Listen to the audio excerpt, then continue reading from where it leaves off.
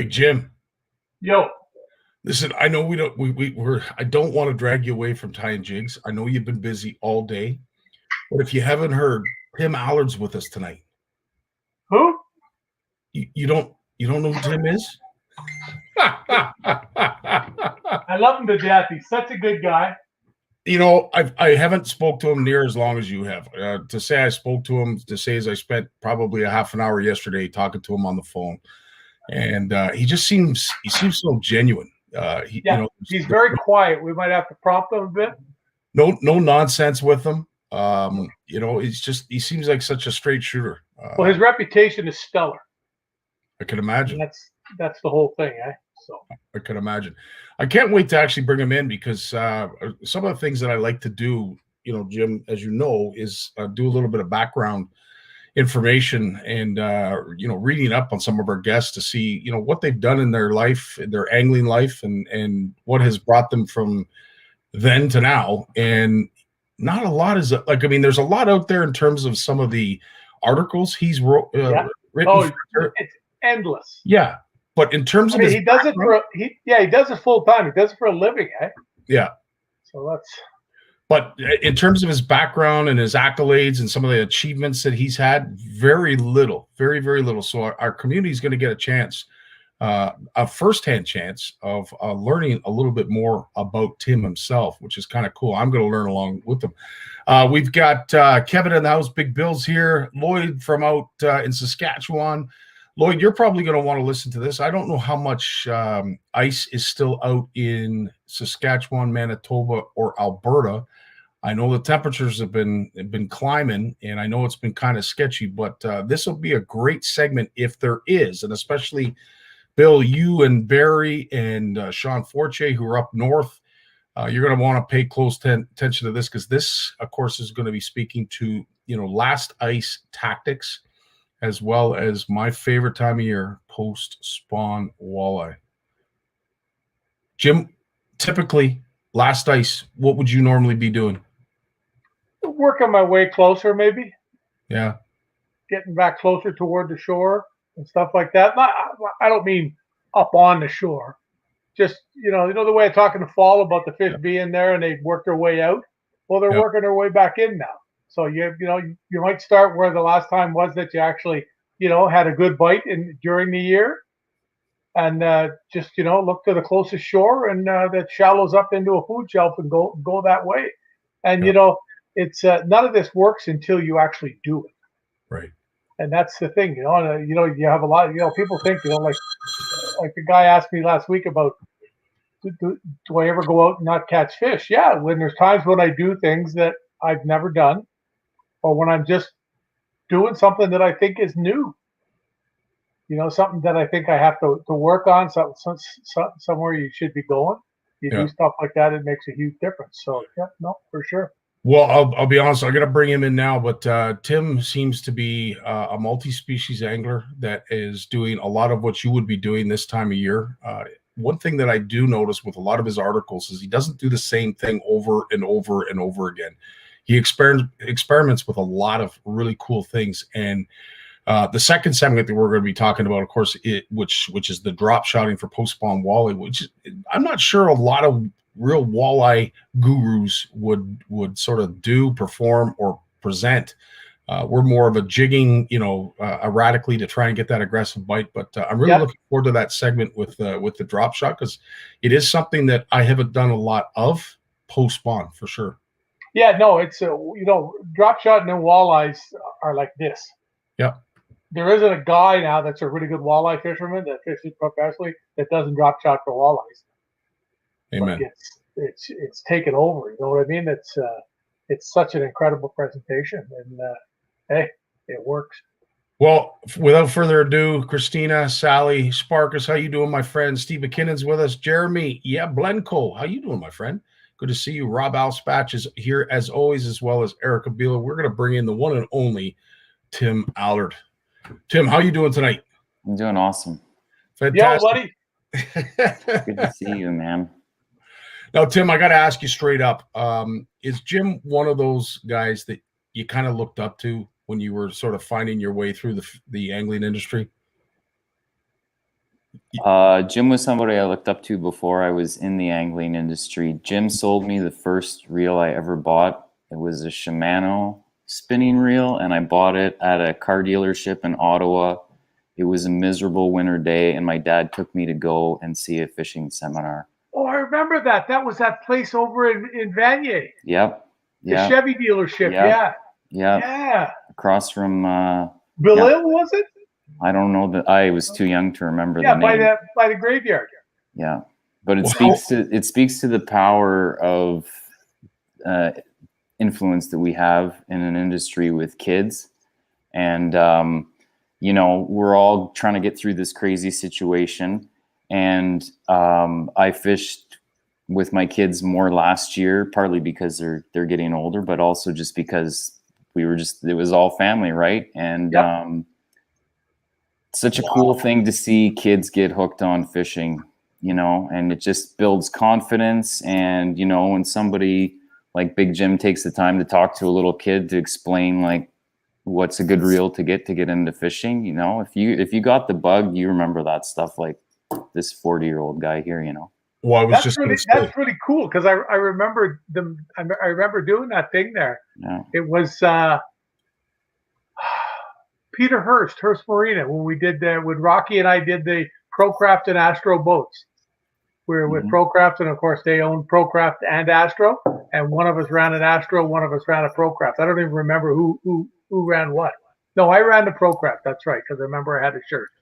But and they went over to that place. The owner of the dealership was good friends with the owner of the marina, and that was right in the middle of the heyday of tournaments for us.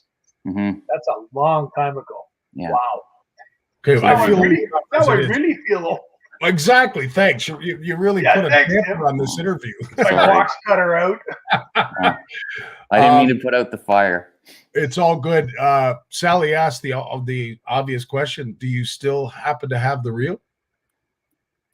If I dug, I might. It might be somewhere. It's not in the rotation these days, though. No. That's interesting. Wow.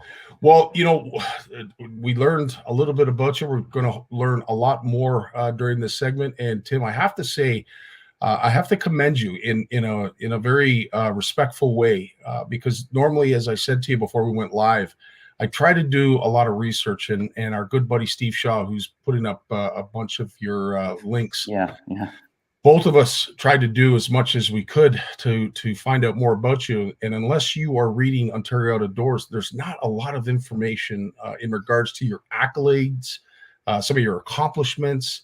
So you're a very private person, which I truly appreciate. And of course, when we spoke on the phone yesterday, I was astonished to find out that you don't have any sponsors. It's very rare. And it's truly an anomaly to have a gentleman like you who has really achieved so much in the angling community and has been respected as much as you are, and you don't represent a company, and you are very private. Is it something that you could tell us a little bit about why you chose to go down that road, which is completely different than a lot of us? I think part of it is I never wanted to not be able to write about something or have to make decisions of what content I produced based on affiliations, I guess, in some respects. And, I had some conversations with people when I first started writing articles, and it just seemed to make sense that from a journalistic perspective, or just my integrity trying to bring stuff forward, it seemed like that made the most sense. And it's great for me, because if I want to fish Maxen, I'm going to fish Maxen. If I'm going to want to fish a rhythm wave, I'm going to fish a rhythm wave. Like, there's some other baits here I'll talk about too, like robo worm, like all those things work. I think at the end of the day, my customers are the people that read my articles. So I'm going to be able to deliver them the best information that I can, because we can talk about whatever we want. It also makes it awesome for me to be able to work with all sorts of, pros. So I can talk to somebody from Shimano, Pure Fishing, Daiwa, so on and so on and so on. So it's great. It's great that way. And this industry is all relationships, and it seems like that strategy has worked for me. Maybe the downside is that when people want to try and find information on me, it's a little hard. But I am out there in articles. Like magazines don't typically promote writers very much, in the sense of, there are bios out there and that sort of thing. But I am out there. Like, I've written a book on ice fishing called Ice Fishing: The Ultimate Guide, and that won some awards, and there it is. So yeah. I was just going to get to that.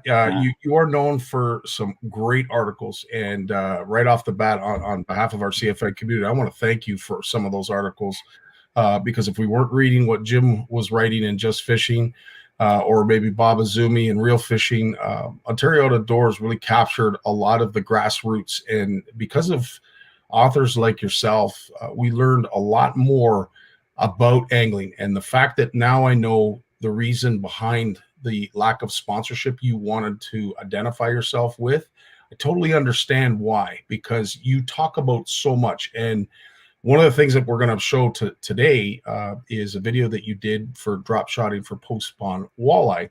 And you speak about a lot of plastic producers out there. But as I said, lots of articles. This is by far the one that you are known for. And I know when I was speaking to you on the phone yesterday, some of us in the hard water venues would consider that a Bible. How long did it take to write that? Too long. I can imagine. You could picture some of these Muppet characters with their hair sticking straight out. Yeah. That was Tim when he was finishing up the book. I remember that a long time ago, buddy. Yeah. He was like ready to get the rope out and go to the woodshed. Like, I mean, he was like, but see, it's because he did it all right.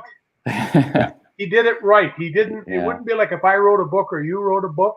He did it right. He did it with his reputation, and he got the information from all over the place. He collected stuff, edited it. I used to talk to him once in a while when he was doing it, and you could just tell him it was just it was a job. Like, it was a huge job. And you got to remember, Tim does this full time. He does this for a living. He's not like a fisherman like me that would write articles on the weekend or on Tuesday night, try to get a couple of jokes in them and make it okay. And because you're Big Jim, they run out and buy a rhythm wave or whatever. You know what I mean? It's not that type of thing. What Tim does, complete different thing. As we're going to find out tonight. And as I said, one of the things that really captured a lot of our hearts when it comes to that book is, of course, the great detail that you go into. So I'm not surprised when you say it took too long. Give us a rough estimate. Are we looking, was it like a 3 to 6 year, time span? No. So let me just try and think of the best way to answer your question. I'm going to say maybe so I shot photos for 2 ice seasons. And so let's say kind of 2 years on and off, because you got to kind of do the drafts. And I didn't actually start. So what would happen is the first ice season, I knew I was going to be writing a book. And so I was working on the outline then, because I need to generate, because not only did I write that book, I shot 98% of the photos for that book too. So I was figuring out what I needed to shoot the first season, probably writing it over what we would call open water, kind of first drafts, and then following up that second ice season to really hammer down a lot of those images. Went up to Lake of the Woods, was hosted by Gussie, which was pretty incredible. So a bunch of shots are from that part of the country, but there's also a lot of images in there from Eastern Ontario, so kept it local that way. There he is. So I love that. And then you get into the editing phase and looking for all the little mistakes, and taking pictures of how to tie a knot that Brian Brosdahl uses, and sending it to him and make sure that it's right and all that sort of stuff. And that to me was really important. I can count on one hand the number of times that I've gone ice fishing alone. And to me, it's always really cool to get together with a couple anglers and break down a lake, figure out a pattern, catch fish. And so one of the things that I'm sure comes across in the book is it's not just me. There's a lot of other people that are better ice fishermen than I am sharing tips and information in that book. So I kind of wanted to bring that side of it to the product as well. So that took time, but it was worth it, obviously. Well, it's really our mission statement here around CFN. We certainly don't lay claim to any of the knowledge that we have without paying our respects to those who are before us.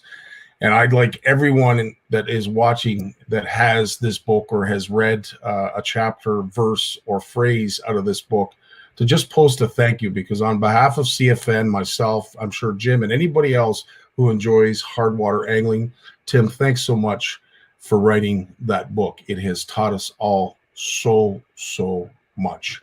Hey, So you know why I have the book handy, eh? Because I keep it on the bookshelf. And if I need to know something that I don't know or I can't think of. All right.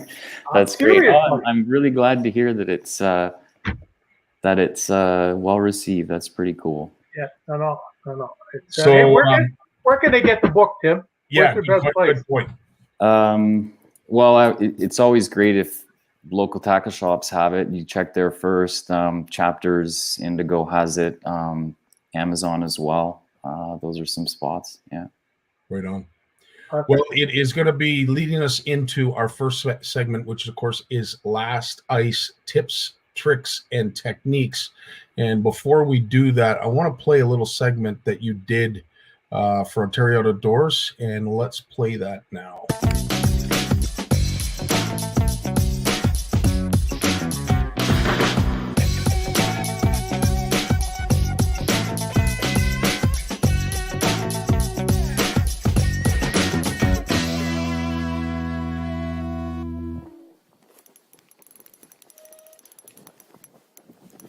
Hey folks, Tim Allard from Ontario Outdoors and author of Ice Fishing, the Ultimate Guide. I'm here today to talk a little bit about the different jigging sequences you can use to catch more fish through the ice. I'm on a mid-lake hump here and I'm fishing for walleyes. They're eating perch, and I've got one here. A nice little walleye in the winter. Let him go. And I was using a blade bait. Now, when we're talking about jigging sequences through the ice, we're really talking about two different types of lure movements, or rod movements, which in turn affect how your lure behaves in the water.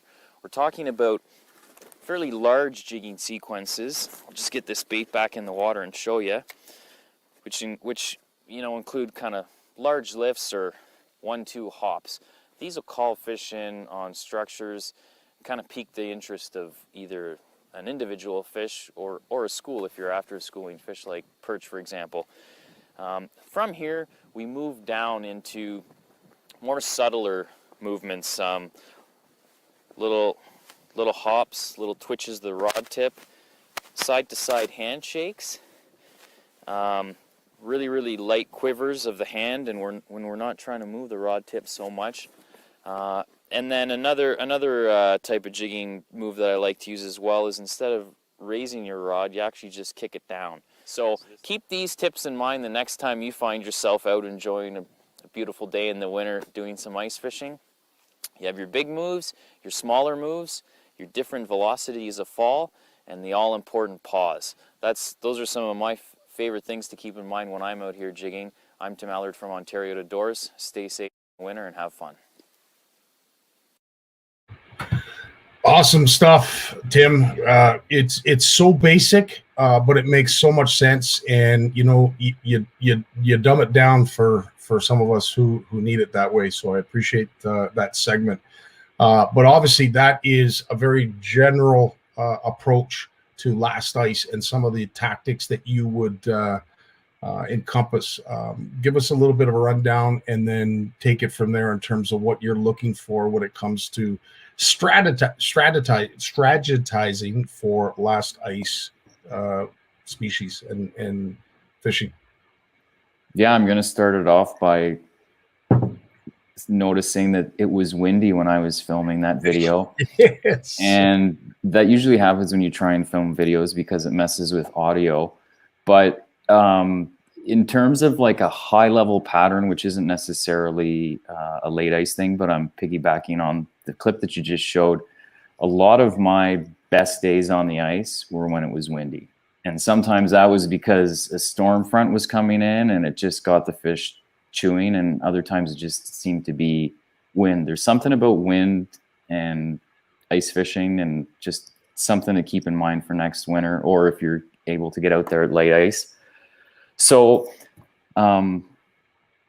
late ice to me, and most of my experience here is going to fall into the pike, walleye, and crappie, perch, bluegill category, is all about figuring out where they're going to spawn and then working backwards from there. And, you know, before we went on air, I know, Jim, you were talking about this too, but that's really what it is. So in a lot of respects, at least for pike and crappie and perch, you're kind of working out of a spawning bay or a cove, some sort of sheltered area. We know pike are going to run up into marshes and swollen creeks and that sort of thing as well. So you're really working back from that point.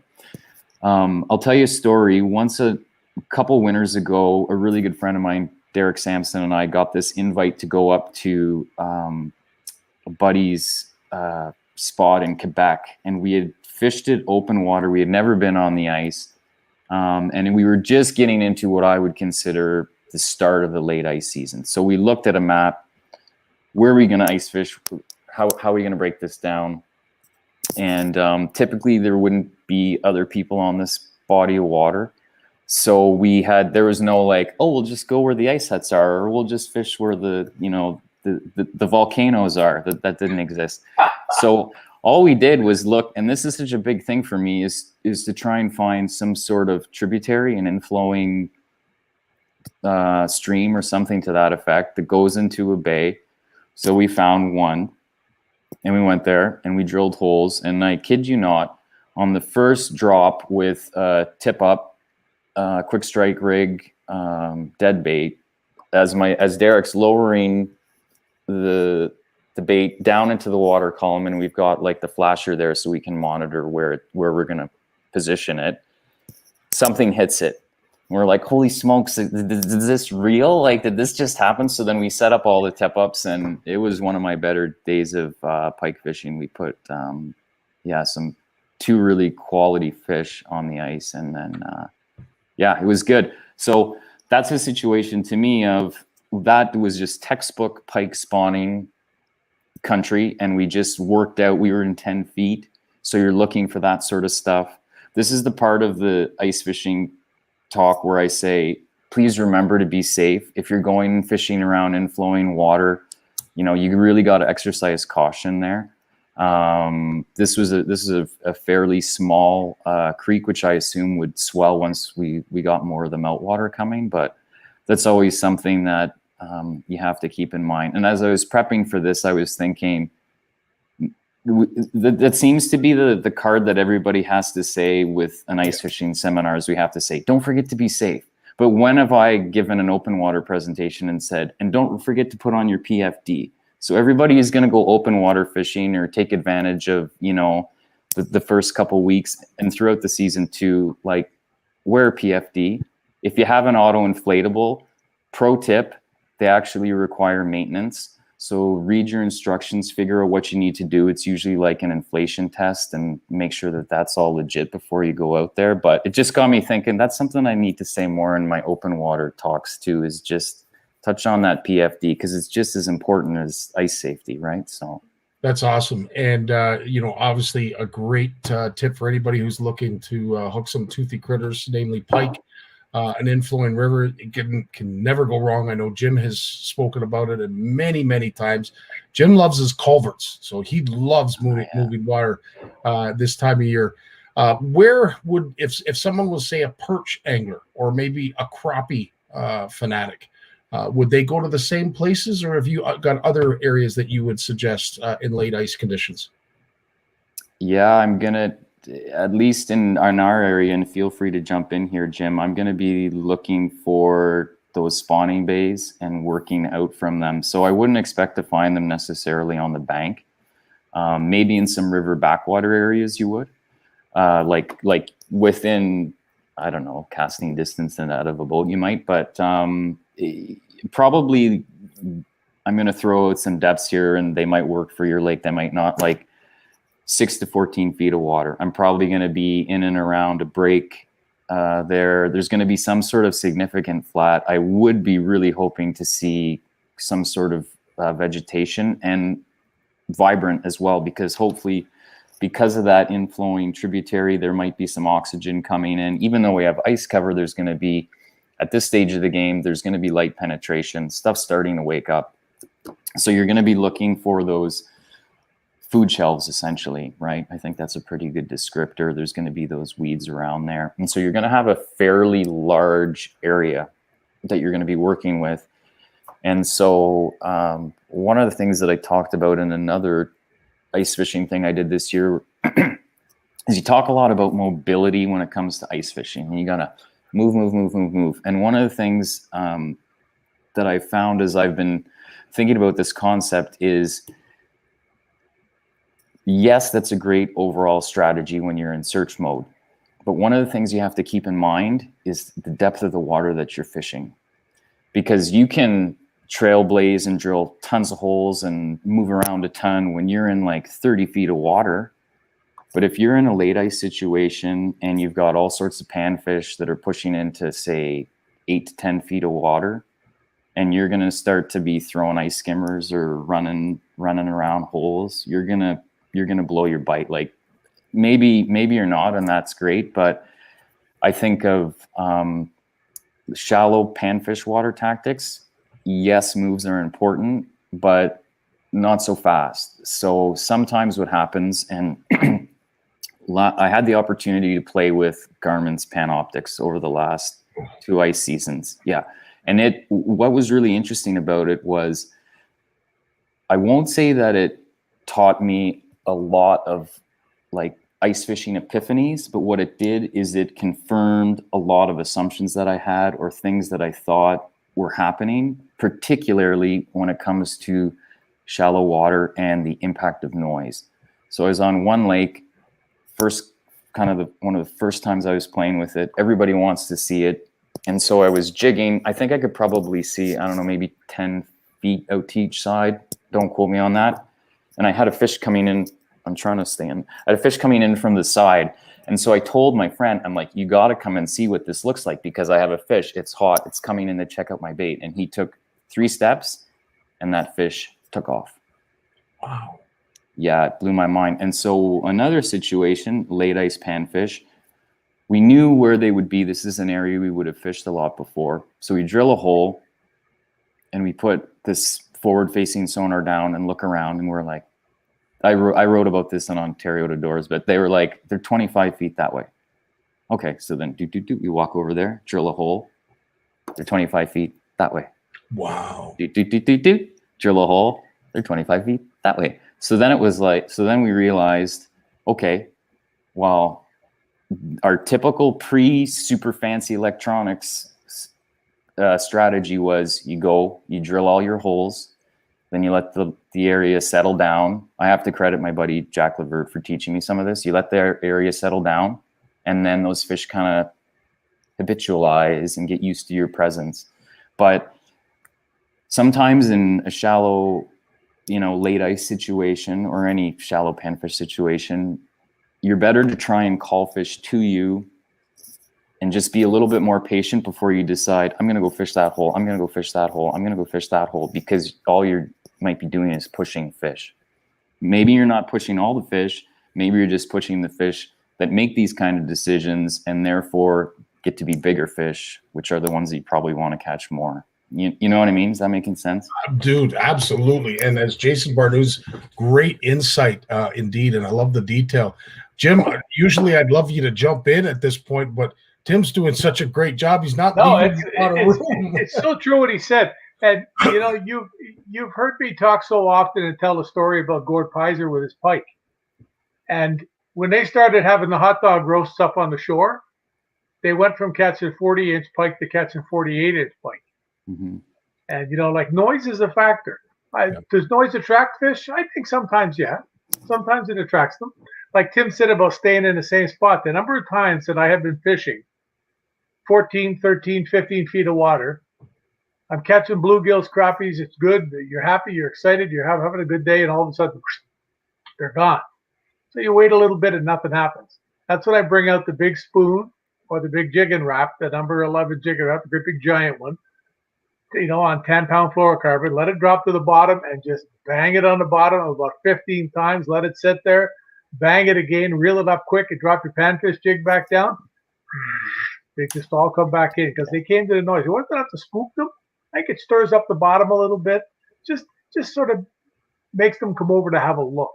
Mhm. And I know I've watched some stuff on cameras a few years ago with guys, and you would not believe by putting a jigging wrap on the bottom and bouncing it, the cloud that you get. Yeah. And I've heard you say, Scotty, that you think sometimes when you ice fish in the quarry, that the activity after a half an hour or an hour of 15 guys all fishing just turns the bottom to a cloud. It would look like a sandstorm on the bottom. Absolutely. And they don't catch anything because the fish just can't see it. It's just so much fine silt. Absolutely. It's the same type of thing. Some cases, I believe it would scare them away. But Pfizer's example of hearing Tim talk like this now, it's so real. It's just incredible. Now, not being sponsored by them, I think you are probably a great person to ask. When it comes to the Panoptics, it is quite the investment. But for a panfish angler, and I don't mean any disrespect to Garmin by saying this, but I really do believe that they are geared towards the panfish angler, especially in the hard water season. Do you think it's worth the investment for someone who is truly a panfish lover? Does this hypothetical person only fish panfish? Let's just say he does, or she does. Okay. I think that's really like any fishing investment question. I'm going to answer this short and then I'm going to answer it long. So if you have the money to invest in that sort of thing, like, do I really need a super high quality rod? It's that sort of thing. To me, it's an amazing teaching tool. Perfect. Like it's really, really cool. Like I consider myself a visual learner. Okay. But I'm not going to say that I am the best at interpreting 2D sonar or looking at side scan and being like, oh, those are walleye over there. Like I haven't spent enough time. You talked earlier about not being sponsored. Well, one of the problems with that is it's hard to stay on top of electronics. Like that's expensive stuff. But my long answer is when I used it on the ice, I'm like, I got to figure out how to use this on my boat. So I kind of MacGyvered the ice fishing pole into a rod holder for last year to kind of test it out. And so I used the rod holder that mounts to the Sport Track system, my Run-A-Lund. So I put that up front, put the pole down, and was like, I just want to see what it's like. I used the ice fishing portable unit out of my boat. And I didn't use it all the time because I mentioned I was with my kids a lot, and I sometimes like, do I really want to bring this every time? Yeah. No, not when we're swimming. But it did pay off, and some of the things that was cool about that was just getting a visual picture. And so I mentioned I get to talk to all sorts of different anglers, and Mark Daniels Jr., who uses that, was talking to me, and he said, too many people try and see the fish or don't get fixated on I don't want to quote him verbatim, but he was like, what it's great for is finding the habitat. And I was like, yeah, no kidding. So I was out fishing a lake in the fall, and one of the things, if you kind of dig deep enough into, let's call it fishing theory, something that's going to keep coming up is the importance of casting angles, right? And particularly with stuff like crankbaits, but I think it applies to all sorts of stuff. And so I had that in the front of the boat. It was super windy. And what I was able to do with that unit was position myself. This is coming out in a future article as well, was basically you have a weed line for walleyes. Okay. And you've got the weed bed. It comes out. and then you lose the hard line, but it doesn't necessarily stop the vegetation growth. You kind of get into that like fringe, the receding hairline before there is no more weeds. That specific zone is where the fish that I was catching this day were. So I could put Tpoics, I could pan it because it wasn't on my trolling motor. So I'd spot lock, figure out where that super sparse weed was, and then fire a jig out there. And I had one of my best days walleye fishing last year. I didn't catch a lot of big fish, but it was like, in terms of, I don't know, 75% of a year living in a pandemic, it was hook set therapy. I was like, this is incredible. So if that type of situation resonates with somebody who might be thinking they want to invest in it, and I can tell you that's where the crappies are going to be when the sun hits the trees in the summer and fall. Those super sweet spots, that's what you're gonna be able to do, and you're gonna be able to find. You can play around with it and find your pelagic living smallmouth, and you can use it to vertical jig down a river system and track your jig that way. I'm really curious to try it with some trolling stuff. So someone who has suggested, sorry, Jim, I know you wanted to just cut in, but someone who is talking about the stealth approach to hard water angling, as Alan has mentioned, the Tpoics has alleviated him from having to drill a ton of holes, as you so eloquently just explained how they all moved the minute you did. And of course, this would play into it in terms of remaining quiet. Go ahead, Jim. Yeah, I was talking to a guy the other day, and he was talking about being out there and using this on Lake Winnipeg, catching the greenbacks, and out there they fish a lot of almost featureless stuff, and just hope that you find a pile of boulders and some fish swim across it. And he said it was so exciting to watch 8 and 10 pound walleyes, and you'd see them just come in. There'd be 3 of them together, and you'd get one would get your lure would get its attention. And you just watch them swim. You can almost see them swimming. You can almost see them wiggling. It's the coolest thing in the world. And they would come over. So I'm going to say, no, it ain't just panfish. It's fish. We wouldn't have this stuff if it wasn't for bass tournaments. Amen. That's what just pushes the whole thing. Now panfish are huge in the States, though. There's no ifs, ands, or buts about it. Yeah, they're absolutely huge. But when you see some of this footage, I think it was yesterday, Gussie, who uses the hummingbird stuff, Garmin hummingbird, whatever you want to use, and he posted a thing and he said a picture of it. What's it called? 360. Yeah. And he said, wow, is it ever easy to see the stuff you have to cast at? Wow. And this is just what Tim was saying. And here's a big rock pile.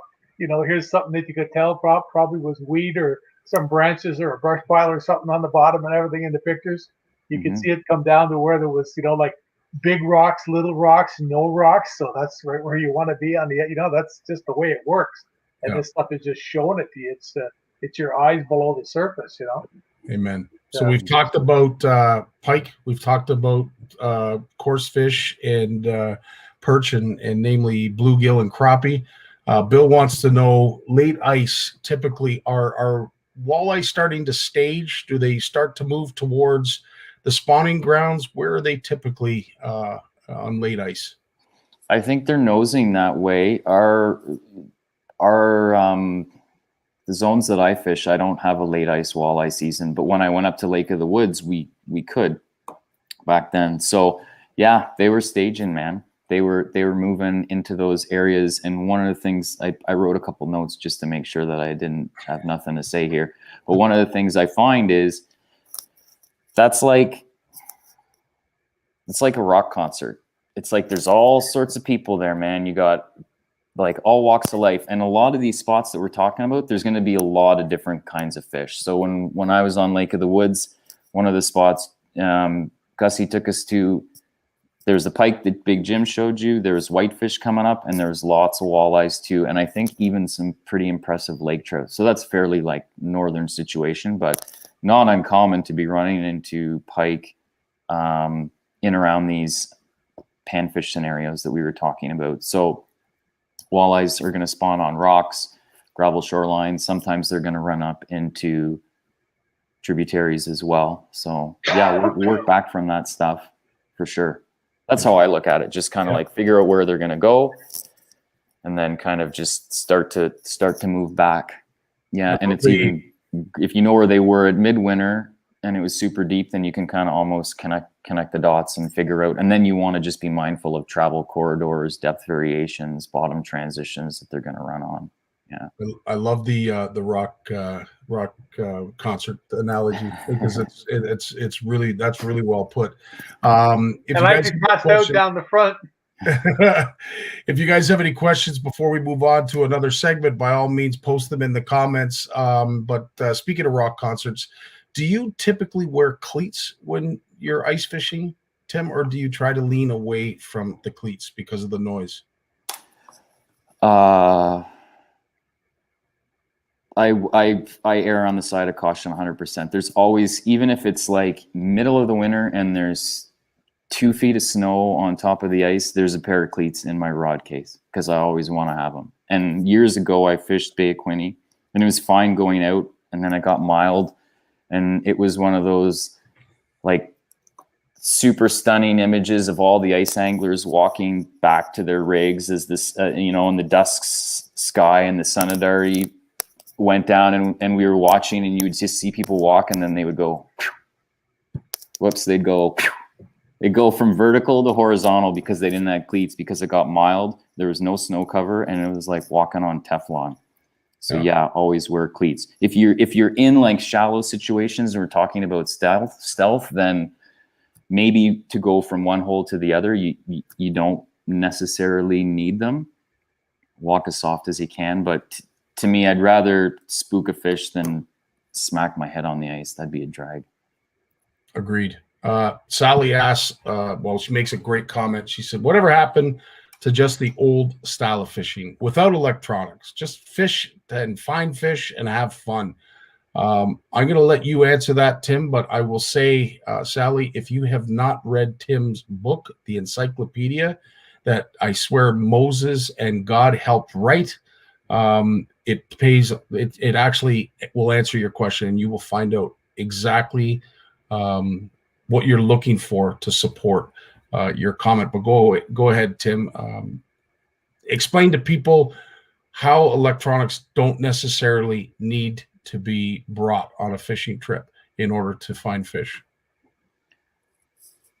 Okay, I'll answer that question after I just say something, and that's like I know I'm talking about a lot of different stuff and throwing out some kind of high-end gear here, and part of the reason is I'm assuming we have all sorts of different angling skill levels here, and part of my job is to try and stay in front of and with what's trending. But not every portable sonar unit for ice fishing needs to cost a lot of money, and it's actually, you can get some for a couple $100 and used even less so. So I'm not here to push electronics by any means. And to me, what I talked about at the start is one of the things that's awesome about ice fishing is just the community aspect. So if you have a hydrographic map and you know where there's a hump in the middle of the lake and you want to put a permanent ice shack there and go out with your family and your friends, fill your boots. That's great. That's awesome. That's 100% you can do that. When I take my kids out fishing and we're fishing for bass, a lot of the times what I'm going to do is I'm going to pull out on a flat that's probably beside a weed line, and maybe there is weeds on it, depending on how thick they are. And we're going to throw Ned rigs. I don't need electronics to throw a Ned rig. I just need to basically figure out where I can't see the bottom anymore and move until I can see the bottom and go a little bit further. And from there to the shore, I can throw Ned rigs. So you don't need electronics. And you know what? If you have a smartphone, you can download, some software on that, and you have a hydrographic map on that, and you can kind of get a sense of where you are and put yourself on some prime water and do it that way. It's safety too, Tim, to have it on the phone. Yeah. You don't have a depth finder. Yeah. You hear about a lot of guys find their way back on Lake Simcoe on other big waters. The wind gets up, beautiful, clear, sunny day, and the snow's blowing, 6 feet in the air. Mm-hmm. You can't see where you're going. Mm-hmm. Mm-hmm. So it's a safety factor too. And I would include cell phones as part of electronics, and I think everybody has one right now. And instead of looking at it from a negative standpoint, and I know if Mike Brazeau up in Horwood Lake Lodge, he's probably going to be turning red right now when I say this. We should embrace the electronic age to a certain degree and use it to our advantage, especially as anglers, and for no other reason, for the safety aspect of it. Because if we didn't have the cell phones and we got caught on one of those ice drifts that were out on Simcoe, how would we ever call for help? Yeah, I think too that everything human beings do in life, they're always looking for a better way to be more successful and do it better and make it easier. I mean, like you hear me joke all the time about how ice fishing grew up in my younger years, and it went from a bunch of guys sitting with a case of beer in a hut, didn't care if they caught a fish, to what it is now with guys out there with, separate vehicles, like little fish houses on treads, like that. We fished out of there with Izumi and Pizer and those guys who went out there, snow bears and stuff like that. I mean, guys, they're dropping 60 grand on something to transport them around the ice. Why? Because they can. Yeah. And they don't freeze to death. I mean, ice fishing has grown up. When you look at 20 years ago, what ice fishing was and what it is now, it's two completely different sports. Yeah. Mm-hmm. It's two completely different sports. And like Tim said, if you want to go out and just have fun, you can still do that. Mm-hmm. If you want to do that. But the problem is that more often than not today, when you put these things to use for you, you'll be a lot more successful. You'll catch a lot more fish. And, people say, oh, I don't care if I caught fish. It was a nice day out. But I'll bet you when they go home that night, they'd have been telling more stories if they would have caught 2 4-pound bass and a 10-pound pike or a bunch of bluegills or whatever, Amen. Like you're going fishing to catch fish. Yeah. This is the whole thing. Yeah, So, but I think there's different breeds of us too. There's different types of us. Like now at this point in my life, I go out in the lake in the back here behind the house some days. I bob around, start doing stupid things. I don't care if I catch a fish. I've caught a gazillion fish. If I do, I do. If I don't, I don't, And there's days when I go out and I get really hard-nosed and really use every little bit of knowledge I still have in my coconut, and you catch a whole bunch of fish. And then you just start doing different things. Like we talked about getting skunked earlier. I'm usually doing something that, I go out and I play around. I'm trying to jam something to the fish for the hell of it. And it's just not going to work. So it's one of those things. Just like my T-shirt. I can't wear the shirt that day.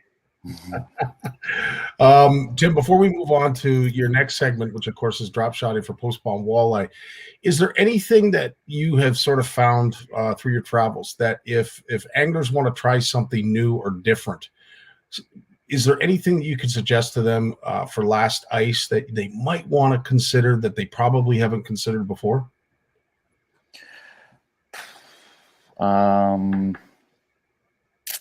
If you're not fishing a rattle bait or a lipless crankbait or a darter, try that. That would be, try that. Yeah, no, it's good. And for no other reason, it'll bring the fish in. And if especially in last ice, you're getting into those concentrated pockets, as you said, they're like a rock concert. So anything that stands out would be a good idea to use. Absolutely. And that's the I'm talking everything we've talked about: crappies, walleye, perch, pike. Yeah. There's no messing around with that bait. They're gonna come in and there's not gonna be a decision process. The video you showed about this is how you can tease fish. You're not going to be doing that with a lipless crankbait. You can. Some of them you can really get finessey and you can trigger fish, but generally it's a reaction strike. It's an awesome attractor, like you mentioned, and it's a big reaction bait. And it's a horizontal profile versus like a vertical, right? Which is a spoon. Always trying to think about mixing that kind of stuff up too. Jim, here's your TN60 moment. By all means, go ahead and tell us what you think about rattle baits. No, I've caught too many fish. I had a guy call me last weekend, and he said to me, "Where can is there such a thing as a TN10?" And I said, "Are you getting ready for the crappie season?" He goes, "Yeah." I said, "Well, there are small rattle baits out there. Yeah. There are little weenie rattle baits," and he didn't care. I told him you can get the ones from Euro Tackle or whatever that are really small. He didn't care about that. He wanted a TN. Why? Because he caught a bunch of fish on the 60s. And I told him we had 50s now, and he was excited because it was a bit smaller even, it was even a bit smaller.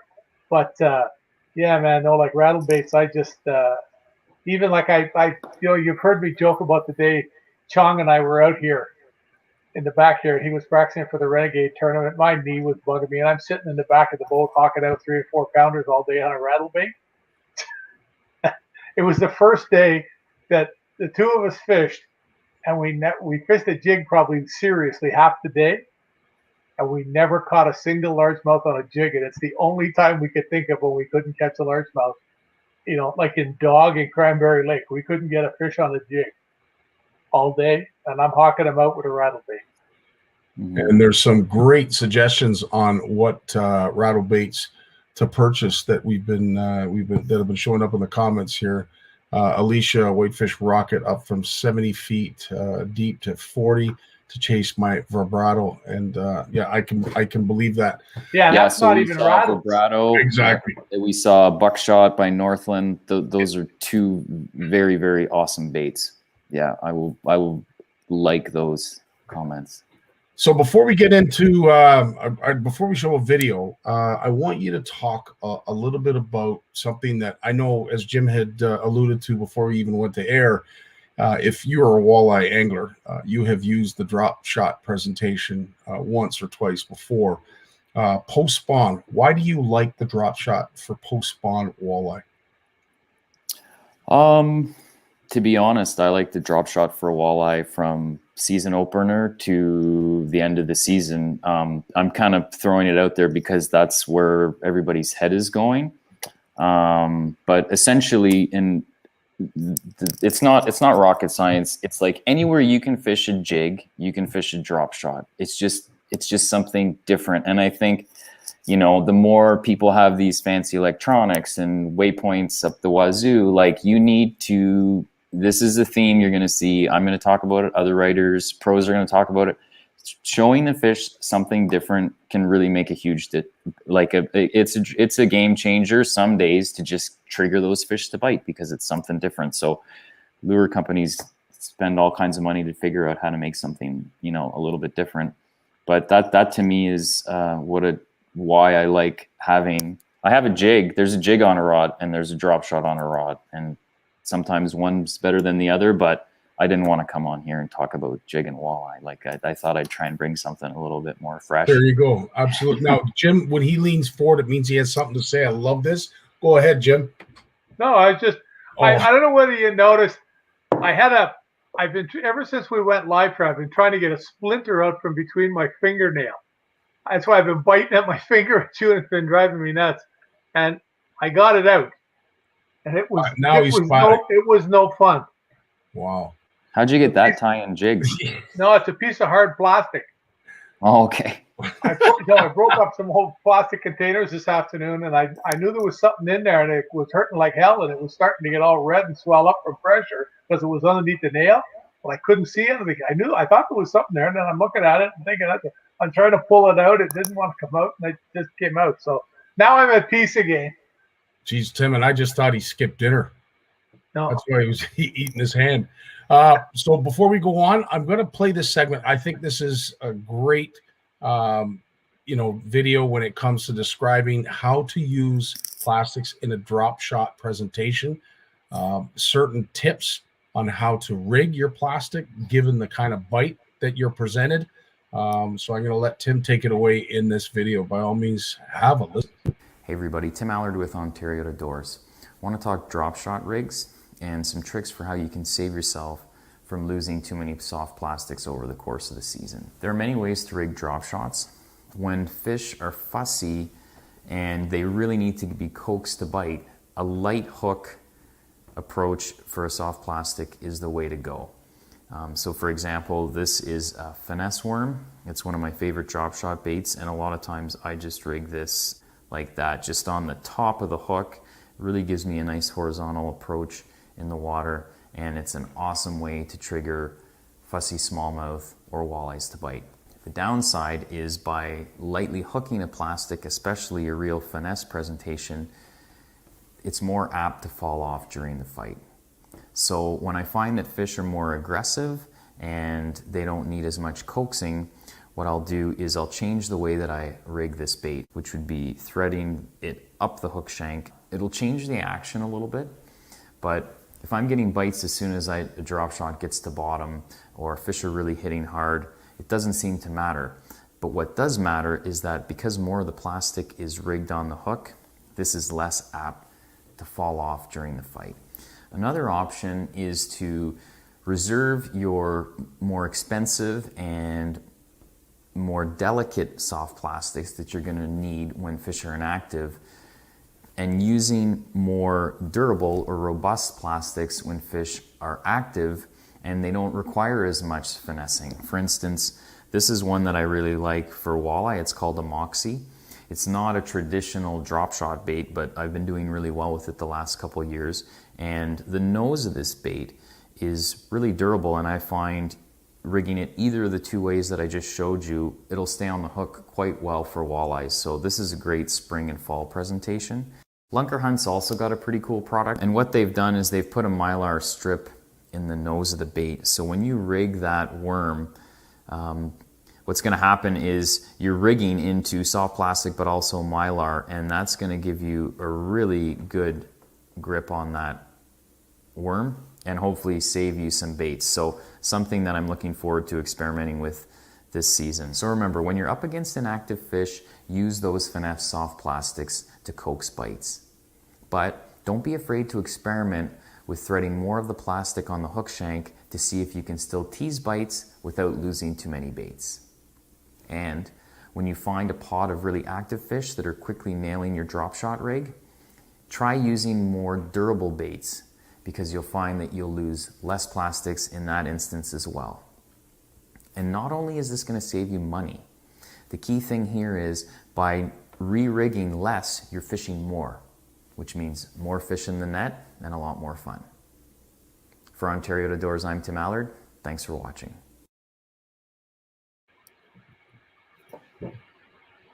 Do we even have to say anything more? I don't know. I'm at the same table talking about drop shots. How many years is it from when I shot that video? I don't know. I have to. What I really liked was how you presented it in such a way that, you know, when I watched it as I was downloading it, I thought this is so obvious, yet I never even thought about it. And you're so bang on. You stick with a bait that is a confidence bait, and you get bitten off, it gets torn away, and you think, you know, crap, I just lost, you know, $20 worth of plastics, when all I really needed to do was to switch the presentation to save a little bit of money and still put fish in the boat. So, hey Tim, what's the most drop shot bait you've ever used in a day? I don't know. Like, I'm trying to think. Enough that it got frustrating, probably when there was like a really good color, and it's like, you know, darn it. I don't know if I've ever really gone through 2 packs in a day, but I've had situations where, you know, I only had so many of a certain color, and it was a real drag to go through like 4 or 6 of them or something. You know what I mean? Yeah, I remember one day being at Lake Ontario with Mike the Bullsey, you know, from Bass Magnet, and, you know, Water Wolf, and I had 4 packs of this one shade of drop shot baits, the jackal ones that I like so much, the crosstails. And at the end of the day, I had 4 empty packs in my pocket, so there's 10 in a pack, so I used 40. Yeah. But that's just lightly nose hooking them, you know. And when you look at it, when it's happening like that, when the fish are so aggressive that you're getting bit that often. I mean, it was, you know, I don't think any fish that we used the bait twice. You know, they just get shaken off or torn off and they're gone. But if I, you know, maybe if I took the time to rig them a little bit more, like you're talking about there, you might not see so many of them come off. How big is a crosstail? Is it 3? It's 3, 3.5, or 4. Oh, okay, so that's good, because when you do that trick where you put more on the hook shank, you're losing less of that undulation. So then you kind of go longer. It does make a difference. But it also depends on how you're fishing it, and if you're fishing it in the lake versus a river, that's two completely separate things. Was that the owner offset that you had that on you were showing about? I think so. Yeah. Don't quote me on it. I've used a lot of different hooks. That was one of the ones that when I kind of got into drop shotting walleye from fishing smallmouth. Like a lot of kind of the way that I approach walleyes, I think, is more through the lens of a smallmouth angler. That's just kind of, I fished the Ottawa and Rideau rivers as a kid. That's what bit. That's kind of my first default species, I suppose. So yeah, so that's kind of how I got onto drop shotting walleyes. The dynamite method. Mm-hmm. I would have to say that the obvious question, because whether you use a 3-way swivel or you tie it line to line, the weights and everything else is pretty standard. But the obvious question is, Tim, what hooks do you use and when? Okay, well, I have a couple to talk about. So that owner hook that you saw is a good one. I also use these ones, VMC Finesse Nico hooks. I've kind of really gotten onto these in the last couple of years because I use the exact same tackle for walleyes that I do for smallmouth bass. I don't have different stuff for when I'm drop shotting one or the other. So the hookup percentage for those hooks on smallmouth bass is incredible. So, and I haven't found that it's really been bad for walleyes either. Gamakatsu makes, I wrote it down, G Finesse drop shot hook. I use that and had really good results with that. That's a really compact hook. So that's really great for when you're using those smaller plastics, because again, this is getting into the notion of like the more hook shank that's in the plastic, the less the plastic has to move.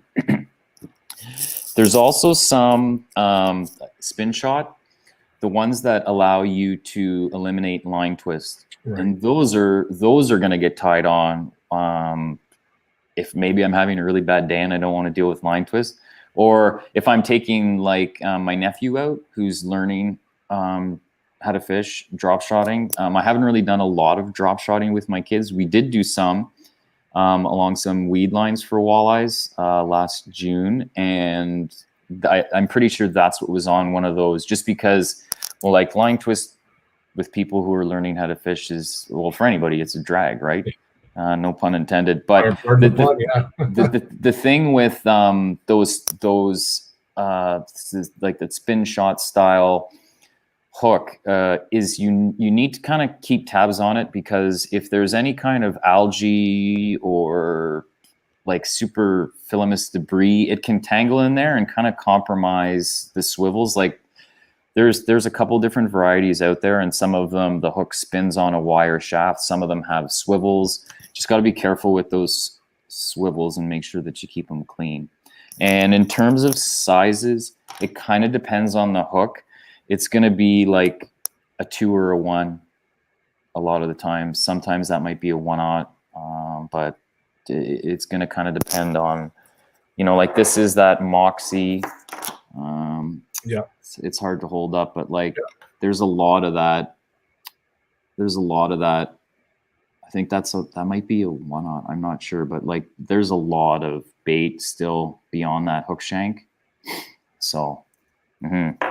Now, would you, with the drop shot, I know Sparkus did a great demonstration on a beaded stinger that you can tie you're in your basement, you're in your den, whenever on the boat. Would you use a stinger hook in a drop shot presentation or no? I have never done that. No. Okay. I've used a stinger hook a lot on a jig, but I've never done it on a drop shot. Good. When it comes to plastics and what to use in the spring, are your go-tos more a minnow style plastic in post spawn situations, or are you using worms and perhaps even goby? Yeah, so I have all sorts of different profiles essentially. So I have like some gobies, like the Slammers caught me walleyes before. This is killer. These are great. The flat nose minnow, that's going to make somebody happy who's watching. these robo worms that were in the video before, these are great too. This Moxie has a reputation for being a cold water bait. Like in the US, people fish those on jigs and crush walleyes in spring and fall. And I've used it on a jig and done well too. But that bait in particular, you know, I've had the first, you know, week or so of walleye season, I've done well. And I think that's the larger version. There is a smaller version as well. But that's not a typical drop shot bait. But it behaves on that well for retrieve or drifting in current. And, you know, but like Berkeley Gulp, Berkeley leeches, I've used those a lot in the summer. That's not to say that they don't work in the spring. But if I had to say, like, the majority of my time throughout the entire season, I'm probably drop shotting a finesse worm more than anything else. I still use the minnows that I've showed, and I've done leeches before too, and those are good. And you got to play with the profiles. Yeah. But coming back to, like, why do you drop shot versus why do you jig? I think that's part of it. I know there is a jig worm, and you can fish a jig worm, and I do fish a jig worm sometimes. But to me, that you get a very different action out of a drop shot and a finesse worm. It's like it's an undulation. It's different than a jig. So I think that that might just be something to experiment with. Yeah, but if there's gobies there, yes, use a goby bait for sure. See how that goes. I'll ask you, Jim, and I know you've talked a lot about it, but your main line, are you pretty much using your Power Pro? Yeah, I'm going to use braid and go to fluorocarbon. Yeah, for fluorocarbon. Sure. Okay, for sure. I mean, it's, you know, if I was to be back fishing tournaments and everything, I'd probably have something that was rigged just fluorocarbon too. And like I said, you know, I don't 100% buy into the bit about fish seeing line. I've just had too many days where you know, the first day I ever spy baited, I caught 3 smallmouths over 6, almost up to 7 doing it out in Lake Ontario. And they all came on braided line, tied directly to the spy bait. I looked in the box and I saw it, and I just grabbed the rod and tied one on and started fishing with it, you know. And you know that if you're fishing with straight fluorocarbon or something, or even a fluorocarbon leader, you're probably gonna get more strikes in the long run. But it was just what I did, and every time something like that happens to me, I sort of say to myself, "Geez, do I really have to worry about it?" You know, because I just, you know, fish don't know what fishing line is. It's just something unnatural to them or whatever that they see, eh? But then again, you know, half the things that we put in the water don't look like anything that's natural to them anyway. You know, it's you know, some of the things, you know, like, you know, look at a spinner bait. Yeah, sure, it's got flash on it, but when you get close to it and look at it, you go, I don't know about eating that.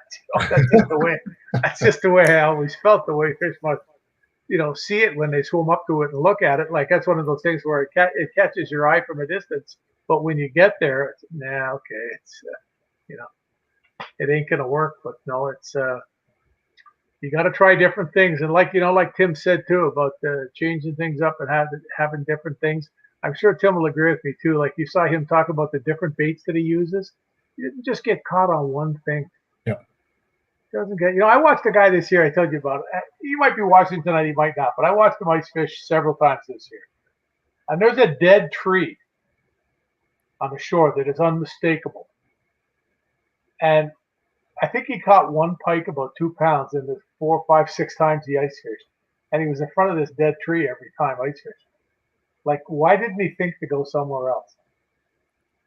Just to move, you know, like, because what's the old bit about if you know something doesn't, if you know something doesn't work and you keep on trying it, and like, you're nuts. Like, stop doing what doesn't work. Absolutely. Stop doing it if it doesn't work. I got the shirt that says it on it. Amen. I just see it too often, man. I see it too often. That's why, you know, having somebody like Tim here. I mean, Tim talks to so many different people, and he gets all these different opinions and puts them together. And that's the key. He's not just phoning me in. And I say, yeah, well, you got to jam this to them. You got to use this. You got to use that. It's the deal. He'll phone a half a dozen people And Yeah. 3 will pick what I picked, and 3 will say, no, no, here's what you got, and that's why there's different things. And really, when you start to do that, that's when you become successful. Yeah, agreed. When it comes to your weights, are you particular whether it be tungsten or lead that you use?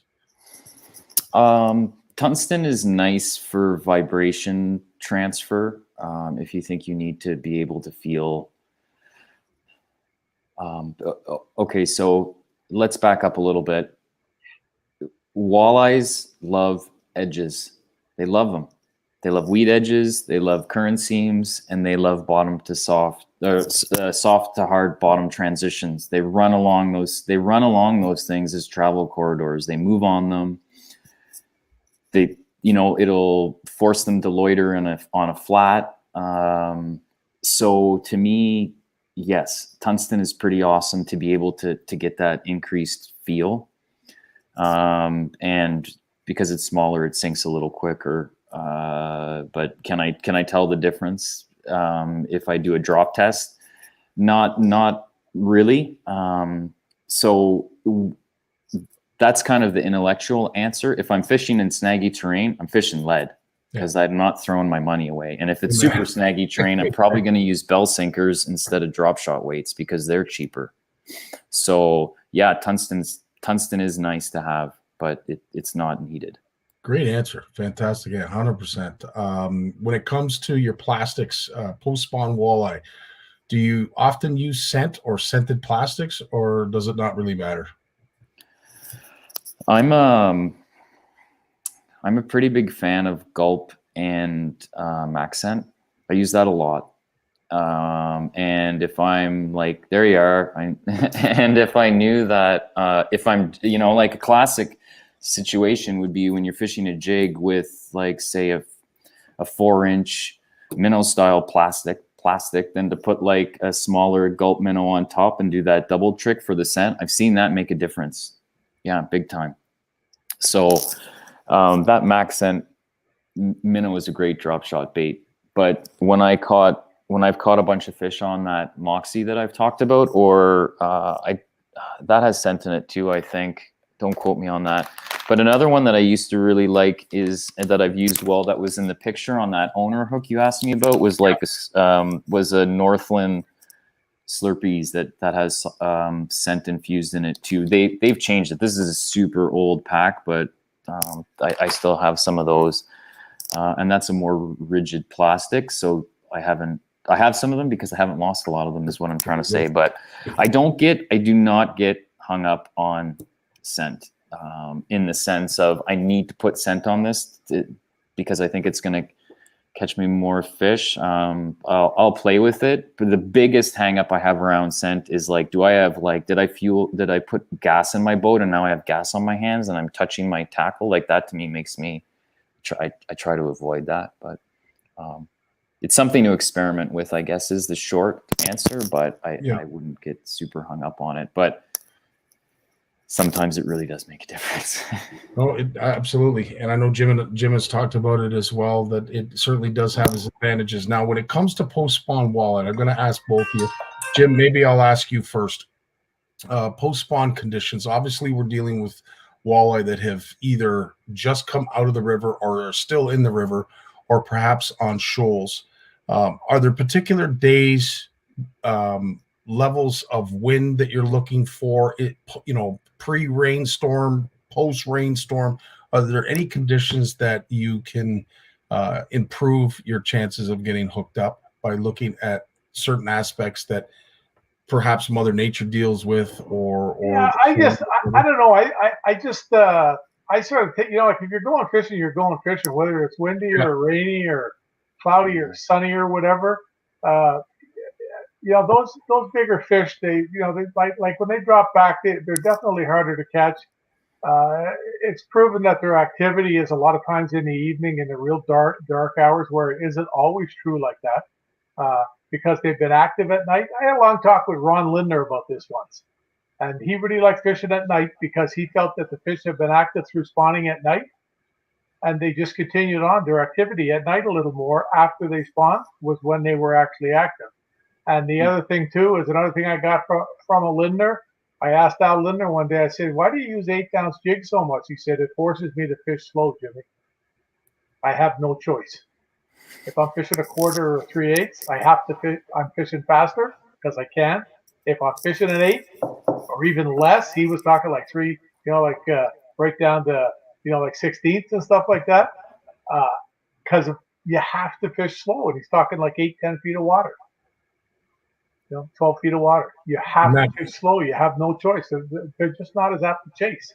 The ones that are really apt to chase are, this stuff. Like 12, 14, 16, 18 inches. All the little males that are all wound up still, or weren't even big enough to spawn yet. They just went to the party, and it's just when you fish slower, you catch more fish. It's just what it is. Tim, would you agree? I think that's a given. Very, very solid tip. Yeah. That's huge. Absolute given. And obviously when it comes to weight choices, one thing that I notice anyway, and I know that Jim just alluded to, a lot of that non-aggressive bite or that light bite can really be spawned on by a slow fall. I don't know what it is, but I do, as you said, Jim, seem to find myself hooking up a lot more often when that fall is it's got more of a hang time. Would you both agree, I'm assuming? Yeah, we're talking jigs. Yeah, it can. Yeah, it can. Sometimes they really like the thump. Sometimes that's a trigger, right? Like, but yeah, so you got to play around. But yeah, absolutely, that slow fall is pretty cool. That's awesome.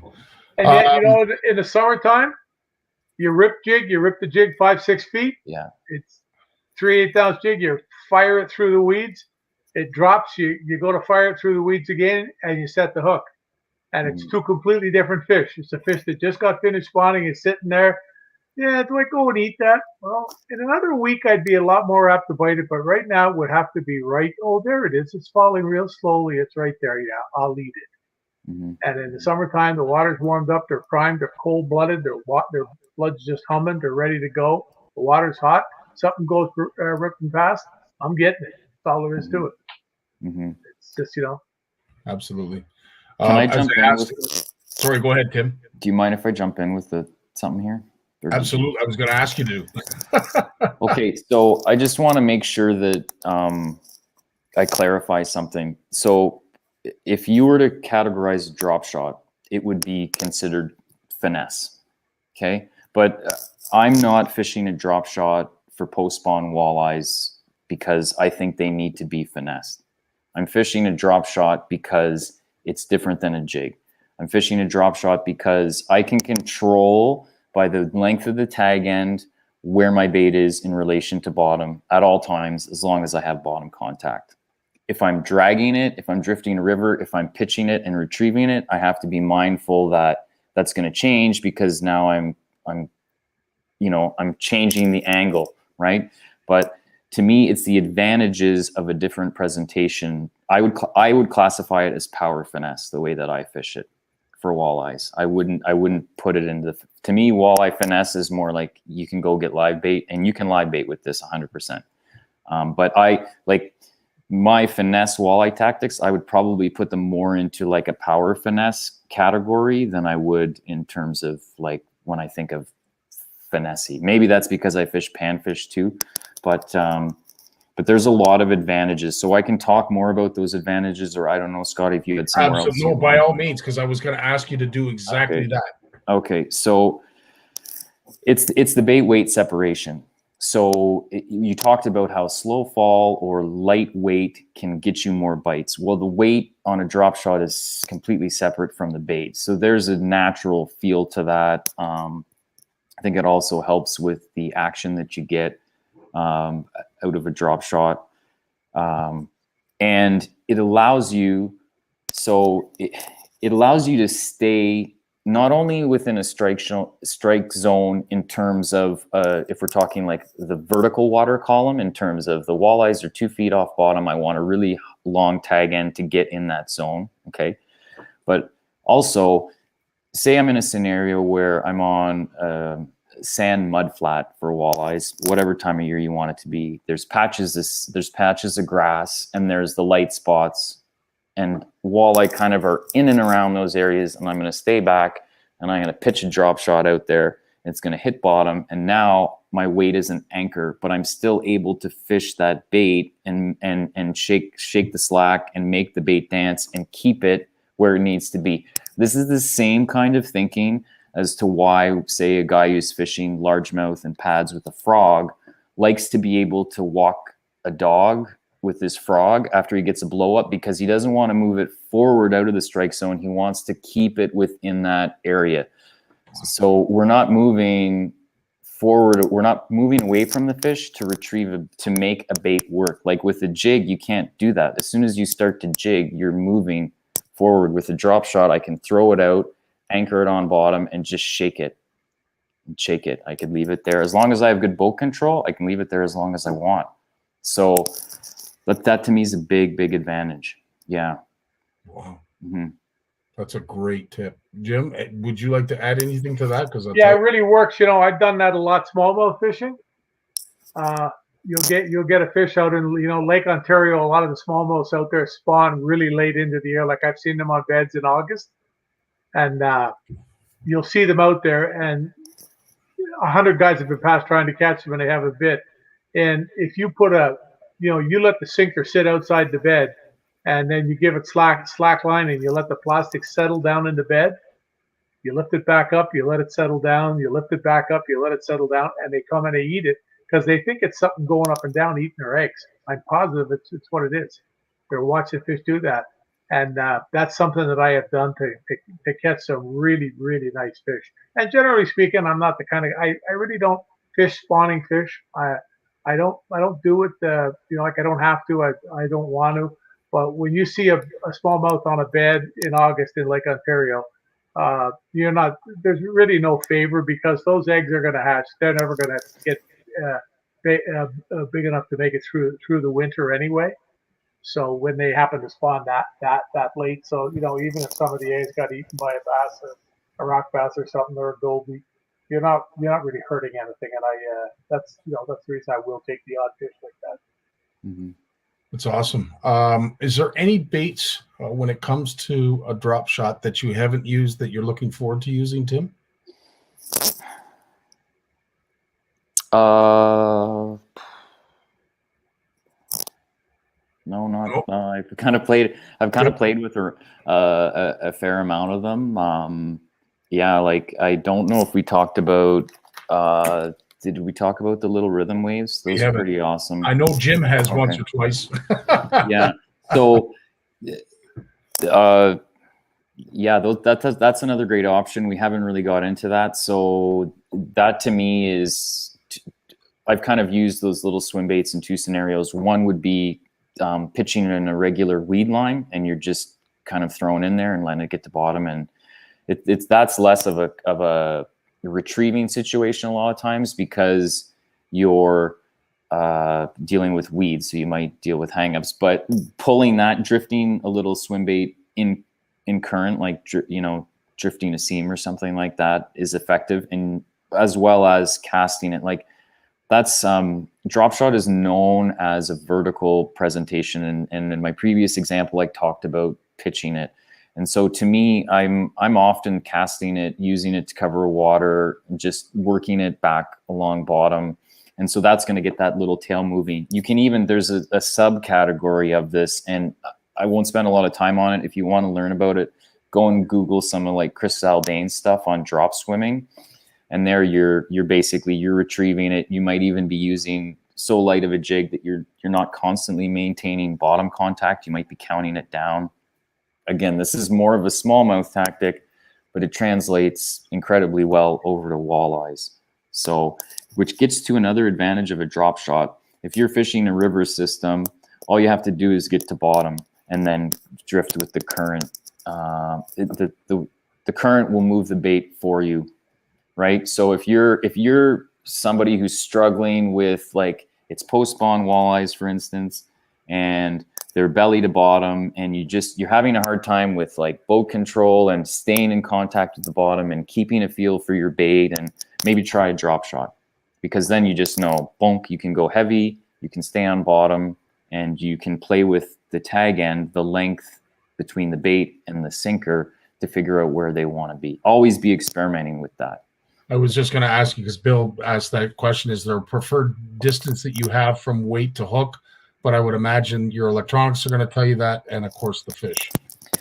Yeah, coming back to, I'm going to be completely honest, I haven't really looked at my electronics and gone, I need to fish a 24-inch tag end here. No, I haven't. I've more, my general approach is to start with something around 24 inches, and sometimes, like, I don't measure it with a ruler, but just as a ballpark, because, and this is something I learned ice fishing, is always fish higher before you fish lower in terms of how close you are to bottom, because the higher the bait is, the more fish are going to be able to see it. A fish that's going to come up is going to be, they've already invested energy in that investigation. I think you're more active fish, if you've ever watched walleye on like an underwater camera or maybe in like an aquarium or something.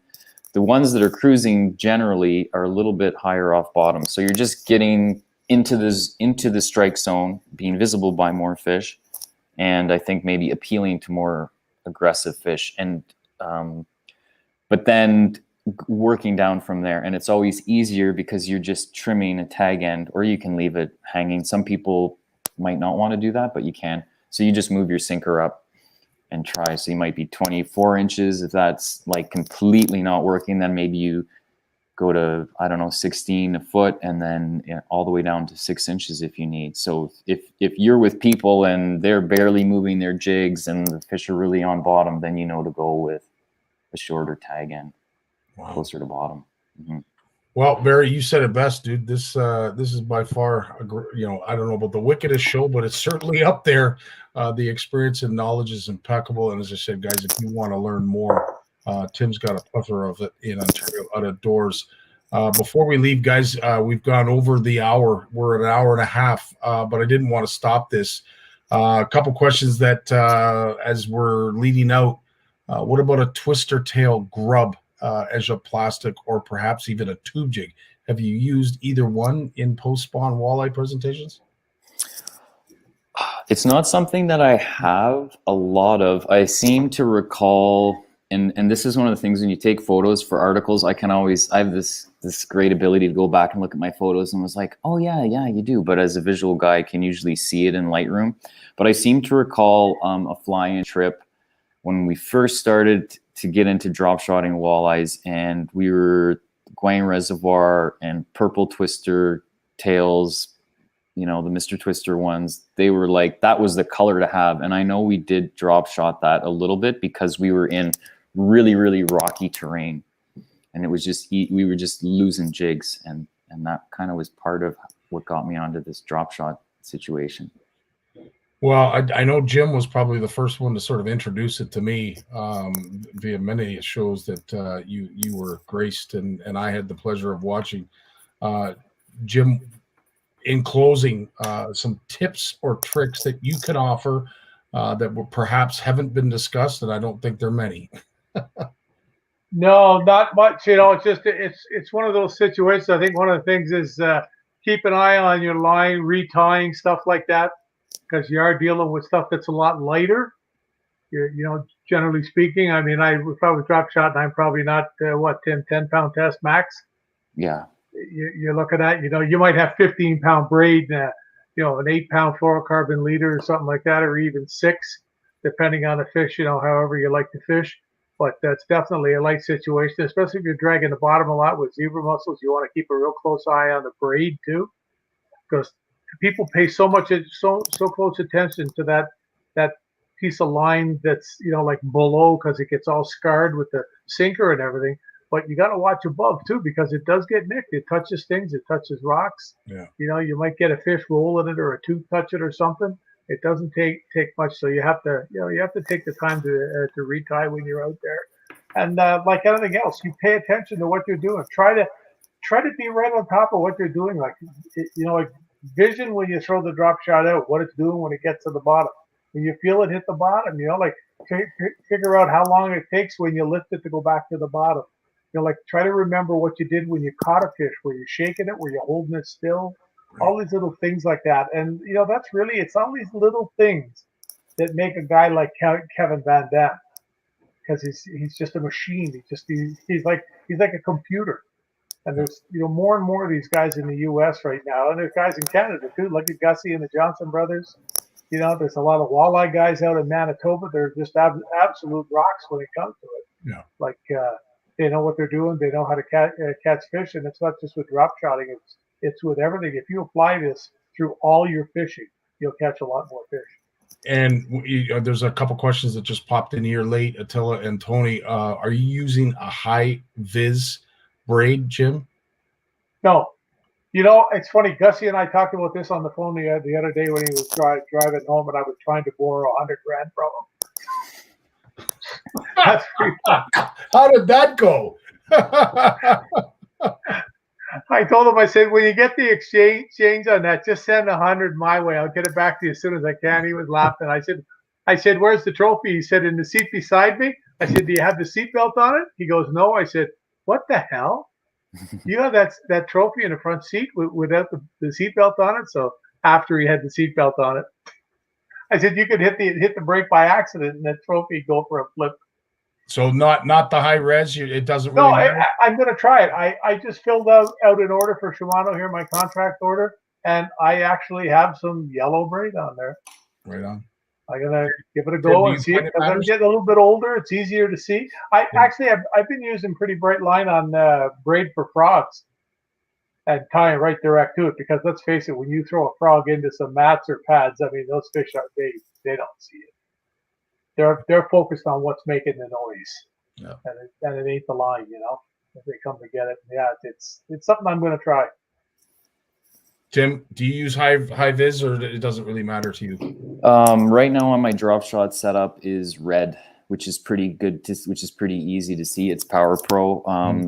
I have been changing to more and more high vis just because I'm wearing glasses now. I'm a huge line watcher, and I find it just helps. So to me, if there's individuals who might be concerned about the visibility factor for fish, you can take a black marker and change it, or a blue marker and change it to green, however much you want.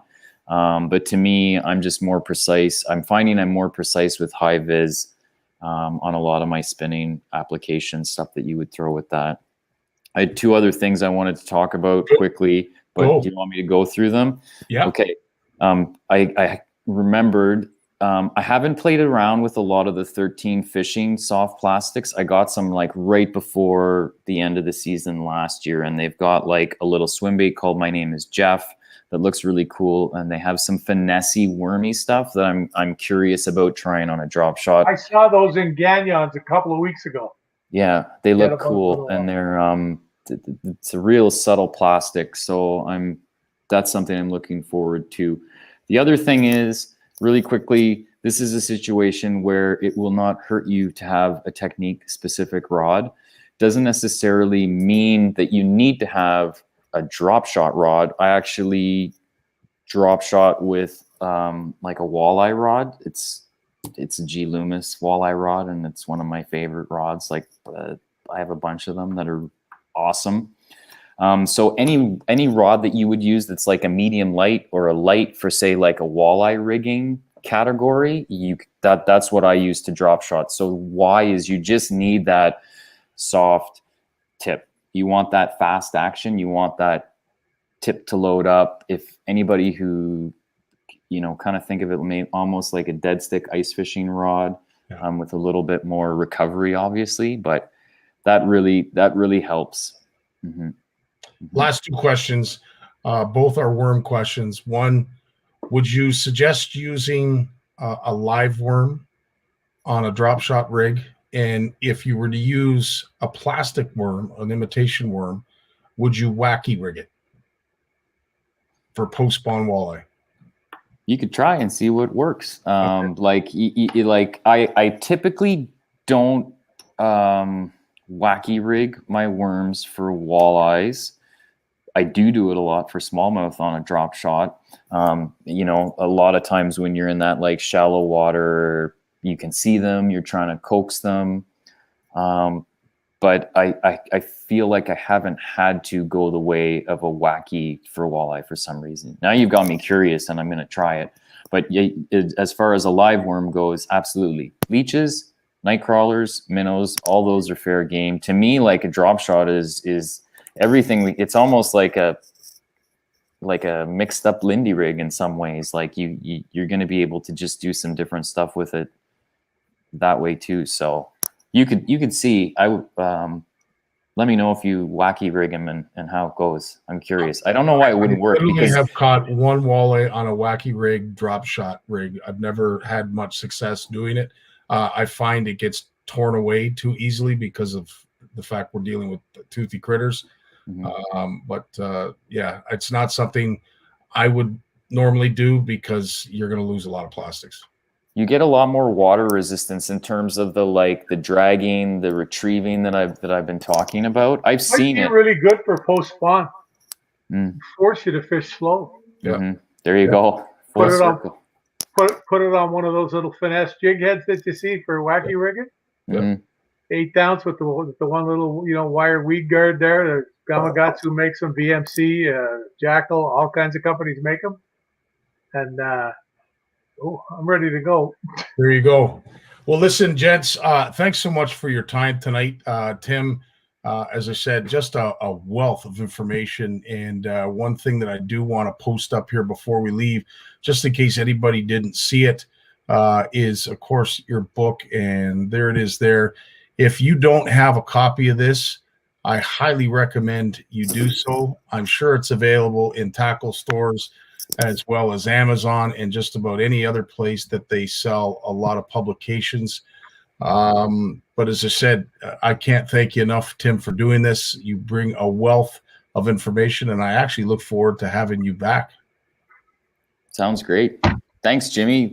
I appreciate you guys. Thank you, buddy. Oh, my pleasure. I told you he's the master.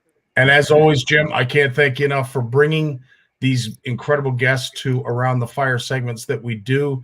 And if you're looking for 100 G's, Jeanette has offered up her bank manager skills, and she's willing to lend you it at any time. That's okay. I actually got it in my mind to move as we talked about, and then the real estate guy came around here and said to me, I'd love to sell your house for you. I can get you 900, $1 million, probably the way things are right now. I just about fell out of the chair, and he says, but I can't find you another house around here on the water for probably less than $750. You'd have to put a couple of hundred into it. And if you bought a lot and you built something, that's probably 2.5 years before you'd get it built. I said, let's just stay here. Amen, brother. Good decision. All right, guys, thanks so much for joining us tonight, for all your great questions and, of course, your support to both you and Tim. Jim, I thank you guys for tonight, and I look forward to seeing you guys again on Monday for CFN Live. Till then, stay safe, have fun, catch your limit your catch, practice catch and release every chance you get. Take care. All the best.